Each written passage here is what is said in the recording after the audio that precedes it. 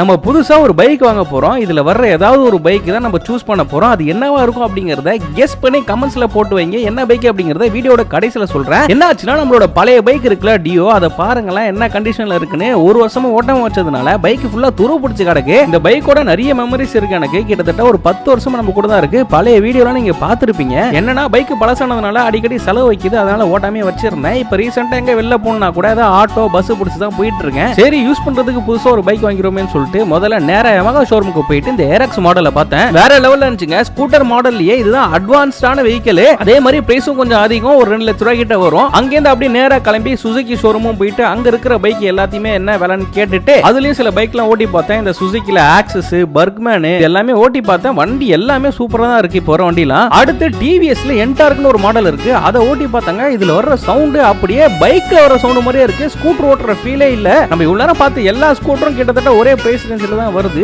அடுத்து அப்ரிலால புதுசா 175 சிசில ஒரு ஸ்கூட்டர் வந்திருக்குன்னு சொல்லியிருந்தாங்க. அதையும் டெஸ்ட் டிரைவ் பண்ணுவோமேன்னு சொல்லிட்டு வாங்கி ஓட்டி பார்த்தேன். இது வேற லெவல்ல இருக்குங்க. பீஸ்ட் மாதிரி இருக்கு. பரவாயில்லைங்க. இப்பெல்லாம் எந்த ஷோரூம் போனாலுமே ஹையர் சிசி வண்டி கூட உடனே டெஸ்ட் டிரைவ் கொடுக்குறாங்க. ஃபர்ஸ்ட்லாம் கொடுக்கவே மாட்டாங்க. ஃபைனலா ஹீரோ ஷோரூமுக்கும் போயிட்டு அதுல ஜூம்னு ஒரு மாடல் இருந்துச்சு, அதையும் ஓட்டி பார்த்தாச்சு. வீடா V2 ப்ரோன்னு இருந்துச்சு, அதையும் ஓட்டி பார்த்தாச்சு. உள்ள சில பேர் சொல்லுவீங்க ஏன் ப்ரோ ஸ்கூட்டர் வாங்குறீங்க பைக் வாங்குங்கன்னு. இந்த மாதிரி பைக்ல ஓட்டி பார்க்கணும்னு எனக்கும் ஆசை தான். ஆனா எனக்கு ஹைட் எட்ட மாட்டேங்குது. என்ன சொல்றீங்க? கரெக்ட் தானே? சரி என்ன பைக் வாங்க போறோம் அப்படிங்கறத கண்டுபிடிச்சிட்டீங்களா? கண்டுபிடிக்கலனா உங்களுக்கு இன்னும் கொஞ்சம் டைம் இருக்கு, அதுக்குள்ள கண்டுபிடிச்சிருங்க. சைன்லாம் போட்டு காசெல்லாம் கொடுத்தாச்சு. ஃப்ரீயா ஹெல்மெட் வர கொடுத்தாங்க பைக்குக்கு. சரி டெலிவரி எடுத்து முன்னாடி நல்லா வண்டியை பல தொடச்சு கொடுங்க அப்படின்னா, ஏன் ப்ரோ உங்களுக்கு ஏன் நியாயமா இருக்கா? புது வண்டி என்னத்தை ப்ரோ துடைக்கிறது அப்படின்னு கேட்கறாரு. அவர் கேட்டதும் கரெக்ட் தான். இந்த அக்கா வேற வண்டி எப்படி ஓட்டும் நம்மளுக்கு எக்ஸ்பிளேஷன் பண்றாங்க.